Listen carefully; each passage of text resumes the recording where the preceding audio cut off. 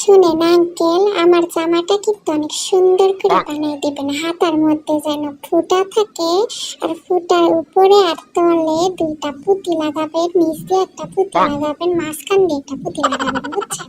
আর জামার নিচে অনেক সুন্দর সুন্দর ওই যে কি জানি বলে না, ঝুলে ঝুলে থাকে, ওগুলা লাগাবেন। তারপরে উপর দিয়ে একটা সুন্দর একটা ফুল আঁকাই দিবেন, এমব্রয়ডারি করে দিবেন। আবার পিছন দিয়েও একটা সুন্দর এমব্রয়ডারি করে দিবেন। আরো অনেক কিছু, বুঝছেন? সুন্দর করে বানিয়ে দেবেন, কিন্তু আপনি যেভাবে পারেন আমি সুন্দর করে বানিয়ে দেবেন। ভুল হলে কিন্তু আপনার আমি টাকা দিব না। মনে আছে তো আগের মাসে টাকা দিই নাই?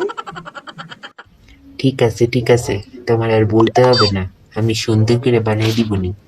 ঠিক আছে। কি হয়েছে বাবু, তোমার হাতে ন্যাকড়া নিয়ে দাঁড়ায় আছো কেন? আমার টেবিল কি পরিষ্কার করে দিবা?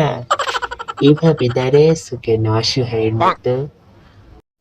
আরে আঙ্কেল, এটা নেকড়া না তো, এটা তো জামার কাপড়। আমি তো আপনার টেবিল পরিষ্কার করতে আসি নাই, আমি তো জামা বানাইতে আসছি। ও, তুমি জামা বানাতে আসছো? কেমন জামা বানাবা বাবু?